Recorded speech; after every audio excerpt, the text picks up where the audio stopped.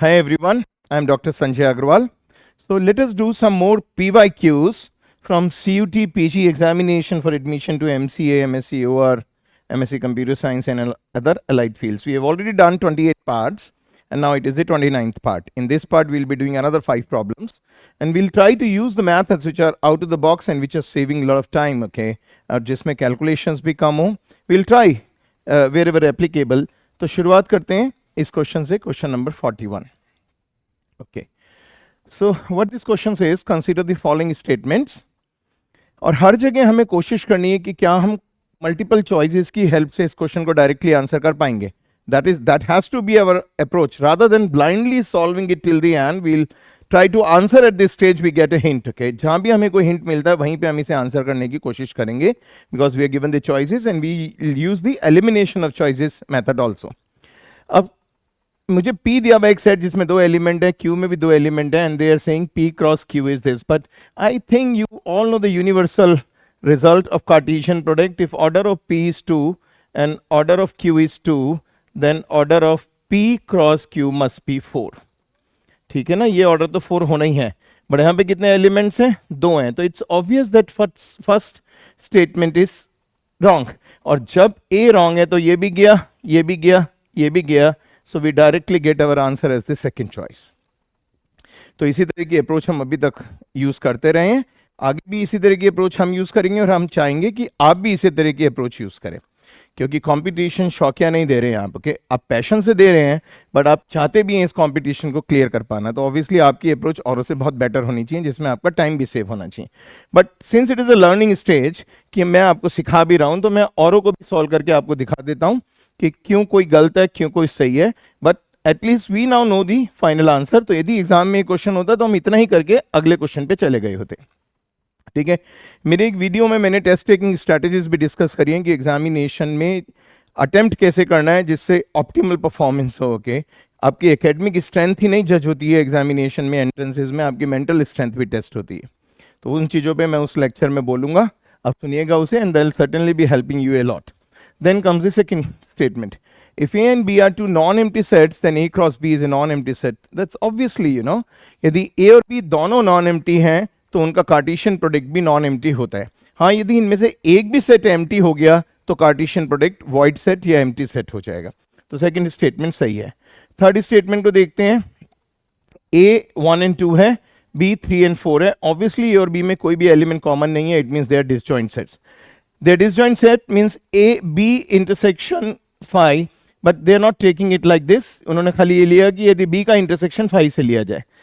B का intersection phi से is nothing but phi, और जब भी किसी का Cartesian product void set से लिया जाता है, then it has to be a void set. So obviously it is the correct statement. ठीक है, तो फर्स्ट इनकरेक्ट थी, आंसर हमने कर लिया था प्रॉब्लम को, बट हमने यहाँ पे देखा कि सेकंड भी सही है एंड थर्ड भी सही है, just for the learning these concepts further. And then comes 42nd problem, which is the following assertions are correct. Deal कर रहे हैं मीन एंड स्टैंडर्ड डिविएशन से. पहली स्टेटमेंट कह रही है कि यदि आप डाटा की हर एंट्री में 7 ऐड करते हैं तो क्या मीन में 7 ऐड हुआ. और सेकंड स्टेटमेंट कह रही है यदि आप डाटा की हर एंट्री में 7 ऐड करते हैं तो क्या स्टैंडर्ड डिविएशन में 7 ऐड हुआ. तो मेरे ख्याल से आप सबको स्टैंडर्ड रिजल्ट पता होगा. यदि मुझे मीन निकालना हो ax, a is a constant, plus minus b, b is also a constant, then it is a mean of x. So it's a straight question and a straight result. ये mean होता है. और यदि आपको standard deviation निकालना हो ax plus minus b का, then it is nothing but mod of a standard deviation of x. तो यहाँ से evident है कि यदि आप हर डाटा में ऐड करते हैं किसी constant को तो आपके मीन में भी वो constant ऐड हो जाता है. ठीक है ना, तो इसका मतलब पहली स्टेटमेंट तो मेरी सही है. पहली स्टेटमेंट सही है. इसका मतलब क्या हो गया, यदि मैं मीन में लिख रहा हूं mean of x plus 7, then it means mean of x plus 7. That is what my result says. Okay, तो ये तो सही हो गया. तो ए हमारा सही है. तो जिसमें भी ए नहीं है वो चॉइस गलत, ये भी गलत, ये भी गलत. अब दूसरा देख लेते हैं. यदि 7 ऐड करा तो क्या स्टैंडर्ड डिविएशन में ऐड हुआ. अब यहाँ पे देखिए, यहाँ पे कांस्टेंट ऐड नहीं हो रहा है, तो ऑब्वियसली सेकंड स्टेटमेंट गलत है. क्योंकि जब आप स्टैंडर्ड डिविएशन लिखते हैं तो जो कांस्टेंट हर डाटा में ऐड हुआ है that is not going to be added in the final outcome. तो it means B is wrong, it means जिसमें बी है वो भी गलत, तो ये गलत और ये सही. Problem is over. Hardly 10 seconds you have taken to solve this problem. Okay. But third भी देख लेते हैं. Doubling each entry in a list doubles the mean of the list. तो ऑब्वियस है, यदि आप कांस्टेंट से मल्टीप्लाई कर रहे हैं हर एंट्री को, तो मीन भी कांस्टेंट से मल्टीप्लाई हो रहा है, तो ये तो सही है ही हमारा. C is right. Doubling each entry in a list leave the standard deviation of the list unchanged. No, standard deviation में भी कांस्टेंट से मल्टीप्लाई हो रहा है. ठीक है ना. तो इसका मतलब आखिरी वाली स्टेटमेंट गलत है. तो यदि दो रिजल्ट्स आप याद रखते हैं, देन आप आराम से इस तरह की सारी प्रॉब्लम्स को सॉल्व कर पाएंगे. So that was this problem. Let us do the next one. It's from limits. फिर हम देखते हैं कि हम किस तरीके से अपनी कॉमन सेंस लगा सकते हैं. और मैंने हर बार ही बताया कि आपका एक्यूमेन, आपका एकेडमिक स्ट्रेंथ तो चाहिए, बट साथ ही साथ जो बेसिक कॉमन सेंस है वो बहुत इंपॉर्टेंट है औरों को पीछे छोड़ने के लिए, जिससे उस कंपटीशन को आप जीत सकें. बहुत ही मैंने बताया कि it's more like a war. You know, जब आप वॉर लड़ते हैं तो आपकी strategy is also very important along with your tools. Arms and ammunition तो सबके पास होती है, बट जो ढंग से लड़ता है, ही और शी इज द विनर. जिसकी स्ट्रैटेजी प्रॉपर होती है, जिसकी प्लानिंग प्रॉपर होती है, that is what you have to do here. तो सबसे पहले हम देखते हैं कि हमें किससे हिंट मिल सकता है अपना आंसर लेने में. ओके, कोई भी ऐसी चॉइस जिसमें ए, बी या सी या डी में एक ही आ रहा हो कोई. हम देख लेते हैं. 2 है या 1 है, 3 3 है, 1 2 4 4 है, 4 4 2 2 1 है, एंड 3 3 1 2 है. तो हम करके देखते हैं. सबसे पहले हम ए को ही करके देख लेते हैं, शायद उससे हमें आइडिया मिल जाए. इस तरह की प्रॉब्लम हमने कई बार करी है. ये आ गया 1 + 0 raise to infinity, that is 1 raise to infinity form. और 1 रेज टू इन्फिनिटी का मैं एक शॉर्टकट आपको ऑलरेडी बता चुका हूँ. यहाँ पे मैं लिख रहा हूँ कि क्या रिजल्ट मैं यूज करूंगा. यदि आप limit extending to a fx raise to gx compute करना चाहते हैं, और ये फॉर्मेट है indeterminate 1 raise to infinity. I think मैंने आपको बताया था एक बारी, indeterminate forms are those which can not be directly evaluated. बहुत सारे लोग गलत बोलते हैं कि ये फॉर्म है जिन्हें हम इवैल्यूएट ही नहीं कर पाते. No no, we can evaluate them, but we can not directly evaluate them. हम एक रूल यूज करते हैं, that is called L'Hopital rule. Okay, जिसे काफी सारे लोग एल हॉस्पिटल भी बोलते हैं, but it is a French word. It should be pronounced as L'Hopital. तो जब आप सीख रहे हैं तो आपको प्रोनाउंसिएशन भी सही आ जानी चाहिए. बट ठीक है, एंट्रेंस में nobody is bothering about it. Okay, कि जब आप सॉल्व कर रहे हैं, nobody is looking it and you have not to speak it out. Okay, आपको बोल के तो करना ही नहीं है. बट इसमें हमने एक शॉर्टकट बताया था कि this is same as e limit extending to a fx - 1 into gx. ठीक है, ये e के ऊपर पावर आ जाएगी सारी की सारी. Limit extending to a fx - 1 into gx. ये शॉर्टकट मैं पहले भी यूज कर चुका हूं आप लोगों के साथ कई बारी. इतने सारे पार्ट्स मैंने करे हैं, इतनी सारी प्रॉब्लम्स मैंने अभी तक आपको करी हैं. तो इसका मतलब ये वाला मेरा हो जाएगा limit e limit extending to 0. मैं ए पार्ट में जो लिमिट है उसे सॉल्व कर रहा हूं. And there will be 1 + sin x - 1 into twice cot x. That is e limit x tending to 0 sin x, यहां आपका 2 आ गया, और cot x आ गया आपका cos x by sin x. sin x से sin x से लग गया. It means it is e raised to 2. What is e raised to 2? It is 3. It means your a is 3. नीचे की दो चॉइसेस गलत हो गई. तो आपने देखा 50% तो आप एलिमिनेट कर ही चुके हैं. और सपोज इसके बाद आपके पास टाइम नहीं था, because time is very crucial, और आप दो चॉइसेस एलिमिनेट कर चुके हैं and you are not having time. तो instead of leaving it unattended, आप इसमें इंटेलिजेंट गेसिंग कर सकते थे, क्योंकि हर बची हुई चॉइस में आपके सही होने के 50% चांसेस हैं. And statistical analysis says that आप यदि इस तरह के 5 क्वेश्चंस भी करते हैं जिनमें 50% चांसेस हैं, then you are always a winner. यदि आप उन्हें छोड़ देते हैं उसकी, तो आप लूजर हैं. बट यदि आप उनको इंटेलिजेंट गेसिंग कर लेते हैं, तब आपको उस हालत से ज़्यादा मार्क्स मिलेंगे जब आपने उन 5 क्वेश्चन को छोड़ दिया होता, तो क्योंकि आप पे टाइम नहीं था या आपको बचे हुए पार्ट्स नहीं आते थे. खैर, हम तो अभी यहाँ सारे पार्ट्स करके देख ही लेंगे, बट हमने देख लिया कि एक 3 हो चुका है. अब यहाँ बी भी सेम है 4, तो हम बी को ट्राई नहीं करते, हमें पता है बी तो 4 आना ही आना है. ओके, हम सी या डी में से एक ट्राई कर लेते हैं, then give us our answer. Anybody having any confusion? D को ट्राई करके देखते हैं. So I am trying D, क्योंकि डी मुझे इन दोनों में से कम कैलकुलेशन वाला लग रहा है. आपको समझ आ गई ना अप्रोच? कोई जरूरी नहीं है एग्जाम में मैं उसी सीक्वेंस में काम करूं जो सीक्वेंस मुझे गिवन है, क्योंकि एग्जाम में बहुत इंपॉर्टेंट है कि आप उसे अप्रोच कैसे करते हैं। तो अब हम इसे देख लेते हैं, हमारी प्रॉब्लम क्या हो जाएगी। अंदर वाला है infinity by infinity, infinity by infinity है। इन्फिनिटी बाई इन्फिनिटी को चेक करने का तरीका क्या होता है, 1 + 2 upon x upon 1 + 1 upon x, x से थ्रू आउट डिवाइड कर दिया और यहाँ आपने x + 3 ले लिया, तो ये फॉर्म आपकी आ गई 1⁻∞। फिर आप ये वाला रूल लगा लीजिए ओरिजिनल वाले फॉर्मेट पे। समझ आ गया what I am trying to say. Form आ गई 1⁻∞। You can again apply the same format on this. तो ये हो जाएगा आपका limit e limit x tending to 0।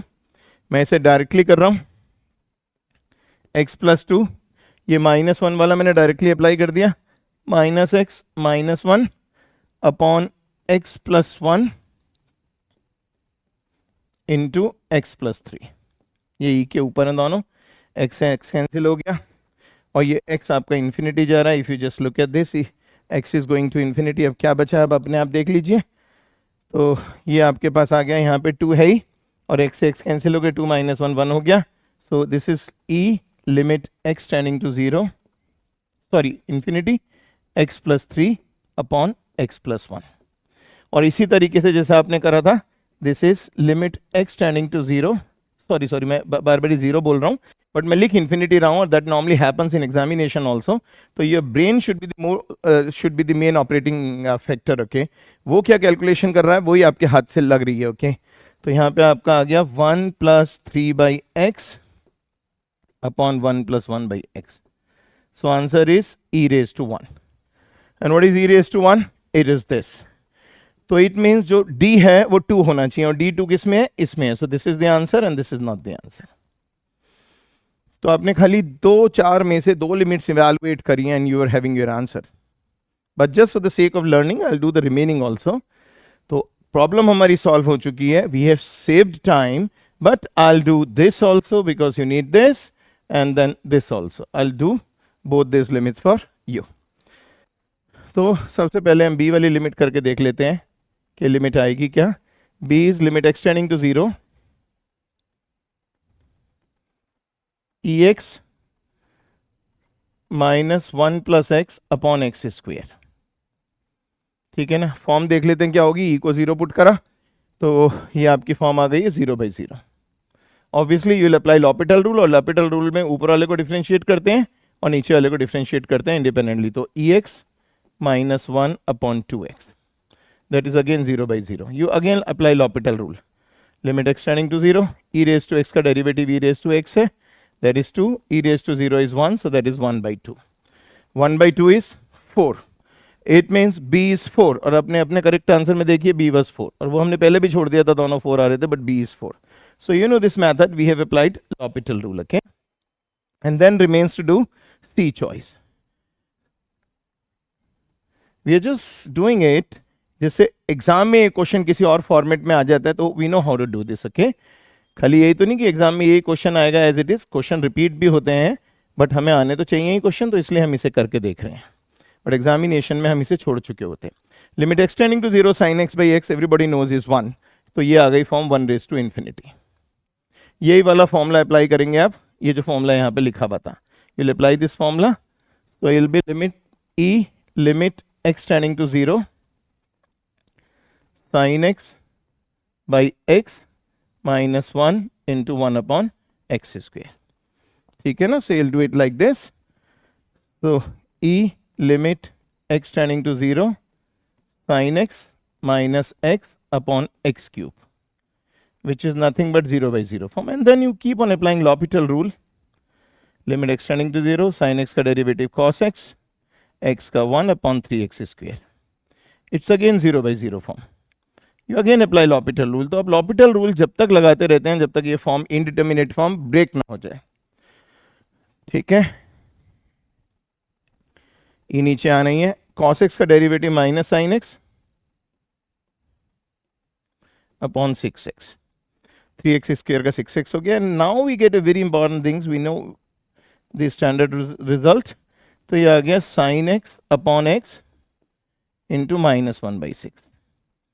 and limit extending to 0 sin x upon x is 1, so it is e raised to minus 1 upon 6. That is the answer. E raised to minus 1 upon 6, e raised to minus 1 upon 6. So we were able to do this comfortably. So it was not taking much time, provided हम इन चार को exam में नहीं करते हैं तो ठीक है. तो आई थिंक बहुत बारी मैं बता चुका हूं, और अब आप सब लोगों को ये क्लियर है कि आप उतना ही क्वेश्चन सॉल्व कीजिए जितने में आपको आंसर मिल जाता है. ये नहीं कि हम हर क्वेश्चन को सॉल्व करते चले जाएं. चलिए अब देखते हैं 44th problem. Slightly lengthy but can be easily done. For n greater than equal to 1 हमें बताना है कि ये एक्सप्रेशन इसके बराबर होगा या नहीं होगा. सम ऑफ ए फाइनाइट सीरीज. तो हम सब लोगों को पता है, यदि मैं इस लेफ्ट हैंड साइड पार्ट को कंसीडर करता हूँ, if I consider this, I can write it like, बहुत बेसिक क्लासेस में हम ये करा करते थे, -1/2 + 1/2 - 1/3. ऐसे आप कंटिन्यू करते चले जाइए लेफ्ट हैंड साइड में, plus 1/n - 1/n + 1. I am talking about left hand side. अब खुद देख लीजिए, आप इसका एलसीएम लीजिए, नीचे 2 × 3, 3 यहाँ आ गया, 2 यहाँ आ गया, 1/2 × 3 1. तो जब भी इस तरह का एक्सप्रेशन है, जब डिनोमिनेटर में कॉन्सिक्यूटिव इंटीजर्स हों, successive natural number, so you can always split it like this. अब इसका सबसे बड़ा एडवांटेज क्या होगा हमें, कि ये सारे कैंसिल होते रहेंगे. -1/2 हाफ से कैंसिल हो जाएगा, -1/3 सबसे ये सारे कैंसिल हो जाएंगे. आपके पास खाली बच जाएगा 1 - 1/n + 1. That is n + 1 - 1/n + 1. That is n/n + 1. ठीक है ना, इसे अब याद भी रख लीजिएगा. That is n/n + 1. Standard series है, यदि आपको पता है तो उसमें कोई हार्म ही नहीं है. It is the standard series is equal to n/n + 1. But यहाँ पे था this, so we know obviously this is wrong. तो स्टेटमेंट 1 तो रॉन्ग है, ये गया और ये गया. 2 और 3 में से हमें डिवाइड करना. Again we can go for intelligent guessing if we are not having time, but here we have time, so we will be solving it and try to get the final answer. जब भी नीचे वाला statement 2 की तरह का expression आता है, इसे मैं नेक्स्ट स्लाइड पे लिख लेता हूं. स्टेटमेंट 2 मुझे क्या कह रही है, मुझे शो करना है 1 + x⁻n is greater than equal to 1 + nx for where x is greater than -1 and n is natural number. Natural means 1 2 3 4 5 whatever. Okay, you have to try this. x greater than -1 n is a natural number. तो इस तरीके की जब identities आती हैं या inequalities आती हैं, तो उन्हें हम प्रूव करते हैं using principal of mathematical induction. तो उसी को आप यहाँ पे यूज करेंगे. आप सबको याद होगा, प्रिंसिपल ऑफ मैथमेटिकल इंडक्शन में पहले आप एक हम सिचुएशन लेते हैं, एग्जांपल लेते हैं, जिसमें हम इसे शो कर देते हैं कि ये सही है. उसके बाद हम किसी k के लिए उसे एज्यूम करते हैं और k+1 के लिए उसे प्रूव करते हैं. यदि वो प्रूव हो जाता है, तब हम कहते हैं by the principle of mathematical induction we were able to do this. Clear है? इस तरीके से आप इसको कर सकते हैं. और अदरवाइज आप वैल्यूज पुट कर करके भी देख सकते हैं. N is a natural number. अब 1 पुट कीजिए यहाँ पे. अब पुट करके देख लेते हैं यहाँ पे हम. एन आपने 1 पुट करा, तो 1 + x⁻1 is equal to 1 + 1 × x. तो ये सही है, इक्वल, क्योंकि इक्वालिटी इंक्लूडेड है, ग्रेटर देन इक्वल टू 2. अब n आपको 2 पुट करा आपने. लेफ्ट हैंड साइड है 1 + x² लेफ्ट हैंड साइड, तो ये आ गया 1 + x² + 2x. And what is your right hand side? 1 + 2x. तो आप खुद देखिए, ये x² क्योंकि ग्रेटर देन इक्वल टू 0 है, तो obviously left hand side is greater than equal to right hand side. तो इस तरह भी आप चेक कर सकते हैं, कोई दिक्कत नहीं है. सपोज आपको एक्चुअल मेथड नहीं पता है, तब आप इस तरीके से इजिली चेक कीजिए. Check it for 1 or 2 values and most likely you will get the right answer. तो for competition, for entrances, had it been a subjective paper, मतलब जहां आपको स्टेप्स लिखने पड़ते हैं, जैसे सीबीएसई का 12th का पेपर जिसमें स्टेप्स आपको लिखने होते हैं, वहां पे ये मेथड ऑब्वियसली एक्सेप्टेबल नहीं होगा. बट यहाँ तो हर मेथड वो एक्सेप्टेबल है जो हमें राइट आंसर देता हो, because it is a method based on common sense. ठीक है, सब लोगों को क्लियर है? कहीं भी कोई कंफ्यूजन है तो आस्क मी. वैसे मैं इसे प्रिंसिपल ऑफ मैथमेटिकल इंडक्शन से भी करके आपको दिखा देता हूं. तो n इज इक्वल टू 1 में तो मेरा चेक हो गया. So I am assuming let it is true for n is equal to k. तो चेक तो ये हो ही चुका है. प्रिंसिपल ऑफ मैथमेटिकल इंडक्शन से हम यदि इसे सॉल्व करने की कोशिश करते हैं, तो फर्स्ट एग्जांपल क्लियर हो गया. If n is 1 then I am getting this. Okay, अब सपोज मैं इसे शो कर रहा हूं p ऑफ n के लिए. p of n is 1 plus x raised to n is greater than or equal to 1 plus nx, x greater than equal to minus 1 is true. Suppose मैंने ये assume कर लिया principle of mathematical induction से. So I am assuming it. Let. अब मुझे show क्या करना है? To prove p n plus 1 is equal to 1 plus x raised to n plus 1 is greater than or equal to 1 plus n plus 1x. ये मुझे prove करना है. And if I am able to prove it, then by principle of mathematical induction, I can say that this statement is valid. तो मैंने consider करा left hand side.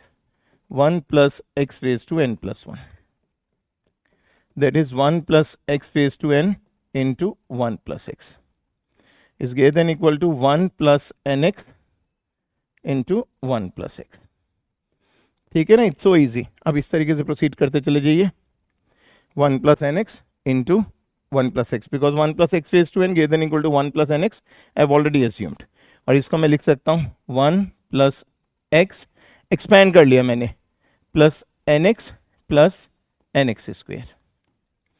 आप खुद देख लीजिए, is greater than or equal to 1 plus n plus 1 x plus nx square. Now just look at nx square.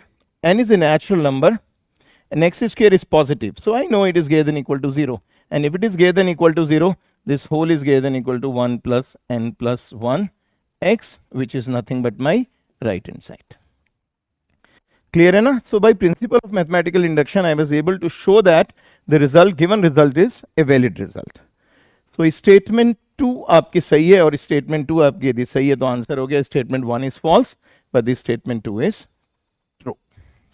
Got it? It was quite a good example. But आप इस result को याद भी रखिएगा. और ये x greater than minus 1 लेने का कॉन्सेप्ट क्या था कि जिससे ये अंदर वाला जो है ना 1 plus x वो नेगेटिव ना हो, क्योंकि यदि ये नेगेटिव हो जाता और ऊपर नेचुरल नंबर ऑड में आ जाता तो वो कॉम्प्लेक्स नंबर बन जाता. ठीक है ना? और कॉम्प्लेक्स नंबर्स आप सबको पता है कंपेरेबल नहीं होते. I hope you know about it. Complex numbers are not comparable, only reals are comparable. तो इसलिए इन्होंने कंडीशन डाल दी x greater than minus 1 so that ये अंदर वाला पोर्शन इज ऑलवेज पॉजिटिव. ठीक है? So that finishes this particular part of previous year questions. No, there is just one more example. That was the 44. So I'm left with one more example which I'm going to do here. It is again a very good example. If A, B, C, D are in harmonic progression. अब सबको पता है यदि कुछ चीजें harmonic progression में होती हैं तो उनके रेसिप्रोकल्स अर्थमेटिक प्रोग्रेशंस में होते हैं. तो it means 1 upon A, 1 upon B, 1 upon C, 1 upon D are in arithmetic progression. और अर्थमेटिक प्रोग्रेशन में हम जानते हैं कि फर्स्ट और लास्ट टर्म का sum is same as second and third का टर्म. सेकंड एंड थर्ड कह रहा हूं मैं, वैसे second and second from the last, but यहाँ क्योंकि 4 टर्म्स हैं तो second from the last is nothing but the third term. First plus last is second plus second last is third plus third last plus is fourth plus fourth last. You just move like this. Okay? और आपने इसे LCM ले लिया तो नीचे आ गया आपका AD, ऊपर आ गया A प्लस डी और राइट हैंड साइड पे आ गया BC और ऊपर आ गया B प्लस सी. अब देखिए इससे मेरे दो स्टेटमेंट सही हो जाएंगी. A plus D B plus C मेरी पहली वाली स्टेटमेंट में है, इसमें है, एंड AD BC मेरी इस स्टेटमेंट में. ठीक है? तो चेक करके देख लेते हैं what I am going to get. तो मेरे को अब निकालना है AD एंड BC, बट क्योंकि ये AP में है तो मैं इसको ऐसे मान लेता हूं 1 upon A is X, 1 upon B is x plus y, y is the common difference, 1 upon C is x plus 2y, x is the first term, and 1 upon D is x plus 3y. Suppose I write it like this. ठीक है? So what is my AD? So my AD will be, इससे reciprocal ले लीजिए, 1 upon x into 1 upon x plus 3y. That is x square plus 3xy और ऊपर आ गया आपका ये 1 upon x square plus 3xy आ गया. And then you are taking BC. Similarly, BC is equal to 1 upon x plus y into 1 upon x plus 2y. That is x square plus 3xy plus 2y square. Very good. ये आपका आ गया BC. खुद आप compare कर लीजिए क्या हो रहा है AD और BC के बीच में. ये टर्म दोनों के, इसमें नीचे एक पॉजिटिव टर्म और है 2y square. y square is always positive और एटलीस्ट नॉन नेगेटिव. अब इस पे ज्यादा नीचे है, इसका मतलब ये ओवरऑल बीसी का डिनोमिनेटर बड़ा है एडी के डिनोमिनेटर से, और जब डिनोमिनेटर बड़ा होता है और न्यूमिनेटर सेम होता है तो ऑब्वियसली आपको पता ही है कि इससे हुआ क्या होगा कि आपका AD would be more than BC. AD would be more than BC, तो आपकी choice AD is more than BC, C तो सही है। तो जिसमें सी नहीं है वो चॉइस इज गलत, तो एक ही चॉइस गई है। नो नो, सी तो सभी में डाला हुआ इसने, या it has to be there. It means हमें सी को तो ऐसा चेक करने की जरूरत भी नहीं थी क्योंकि सी सारी चॉइसेस में था, बट हमें अपनी ए स्टेटमेंट चेक करने के लिए सी की जरूरत थी, तो हमने देखा एडी बीसी से बड़ा है, और यदि एडी बीसी से बड़ा है, इसका डिनोमिनेटर इसके डिनोमिनेटर से बड़ा है, तो इन दोनों को बराबर होने के लिए इसका जो न्यूमरेटर है वो राइट हैंड साइड वाले के न्यूमरेटर से बड़ा होना चाहिए। So A plus D should be greater than B plus C. मैंने देखा एक क्वेश्चन में दो स्टेटमेंट्स मेरी चेक हो गई। मैं दोबारा से समझा देता हूं व्हाट आई हैव डन। मैंने ये एडी निकाला 1/x² + 3xy, और मैंने बीसी निकाला 1/x² + 3xy + 2y²। But BC का डिनोमिनेटर एडी के डिनोमिनेटर से बड़ा है और दोनों का न्यूमरेटर सेम है। अब खुद देखिए ना, यदि आपके पास 1/3 और 1/5, तो ऑब्वियसली 1/3 1/5 से बड़ा होगा, ये मैं कहना चाह रहा हूं। क्योंकि डिनोमिनेटर नीचे बड़ा है तो सारी चीज छोटी होती चली गई, तो AD is more than BC. अब ये दोनों इक्वल है, ये इससे बड़ा है, तो ऑब्वियसली मतलब 1/AD, आपने देखा 1/AD is more than BC. So on the basis of that अब कर सकते हैं इसे बड़े आराम से आंसर। देखते हैं हमें कोई फायदा हुआ या नहीं हुआ इससे। अब ए सही है, सी सही है, तो जिसमें ए नहीं है वो आंसर नहीं है, तो अब भी दो ही हटी हैं खाली मेरी। फर्स्ट सही, it's a very good example from examination point of view कि वो आपको ज़्यादा से ज़्यादा चेक करवाने की कोशिश कर रहा है। ओके, बट मुझे दिखाई दे रहा है कि बी तो इसमें गलत होना ही है। दैट्स कॉमन सेंस से that B can not be the answer, क्योंकि बी में A plus C is B plus D, और इसी तरह हम ए प्लस सी निकालेंगे तो कभी भी वो दोनों बराबर नहीं होंगे। दैट्स फॉर ट्रू, क्योंकि दोनों के डिनोमिनेटर में फर्क आ जाएगा। ठीक है ना, आप निकाल के देख सकते हैं यदि आप चाहें तो, ये आप अपने आप करके देखिएगा। जैसे मैंने ए डी और बी सी निकाला है, आप पे ए है, इन दोनों को रेसिप्रोकल्स को ऐड कीजिए। मैं करके दिखा देता हूँ, चलिए। If you want I am doing it. Left hand side आपकी क्या हो गई, ए प्लस सी 1/x + 1/x + 2y, ये मेरी लेफ्ट हैंड साइड हो गई 2 की, मतलब बी की। तो that is x × x + 2y, और ऊपर आपका आ गया 2x + 2y, एलसीएम ले लिया। अब आप राइट हैंड साइड देख लीजिए, राइट हैंड साइड आपका कितना हो गया, b + d, that is 1/x + y + 1/x + 3y।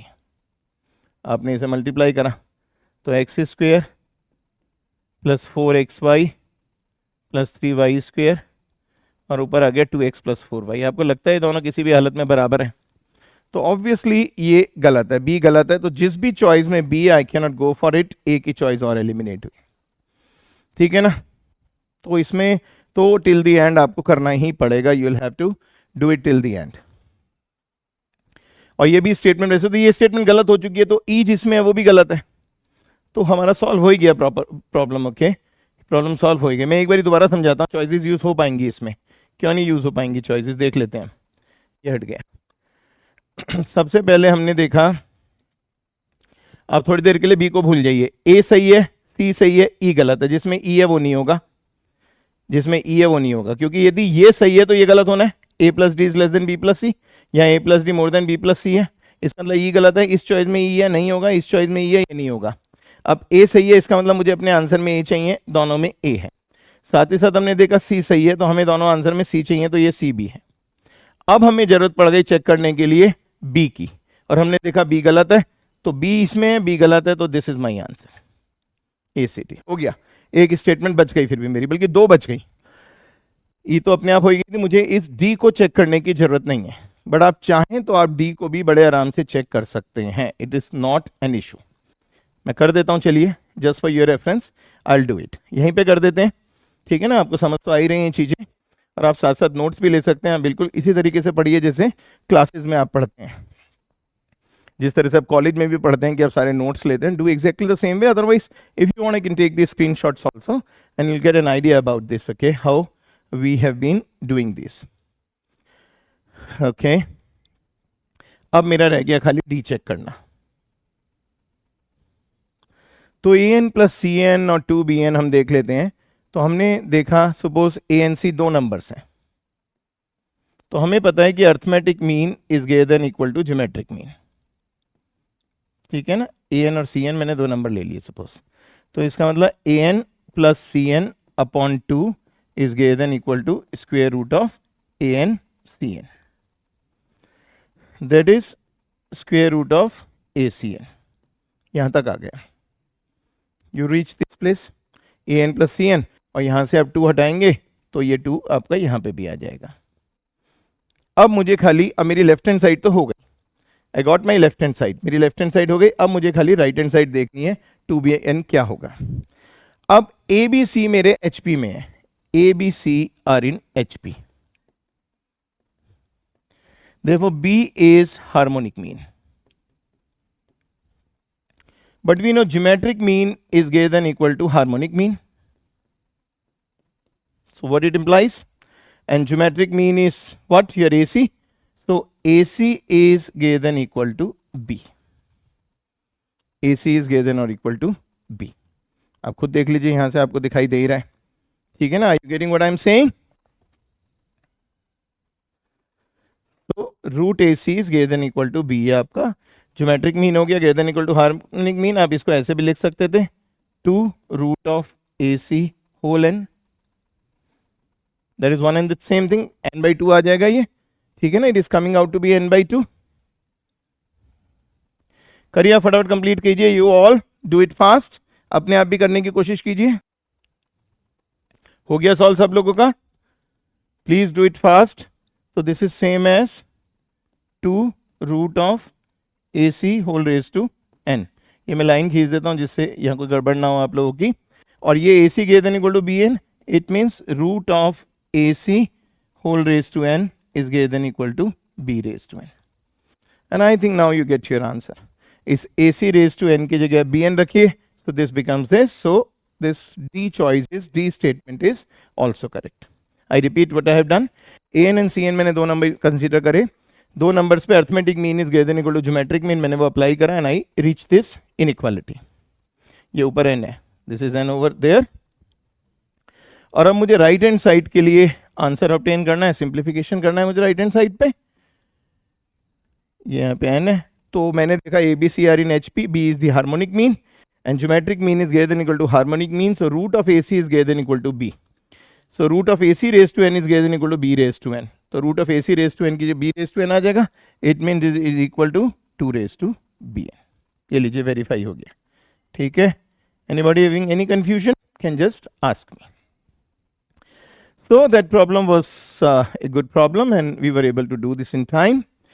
तो और भी हम problems करेंगे and then I'll come with another set of 5 such problems which are there in actual examinations, and I hope you're getting you're able to use my methods to solve your problems। Please keep on practicing and keep on trying, and I'll see you soon. Till then, all the best।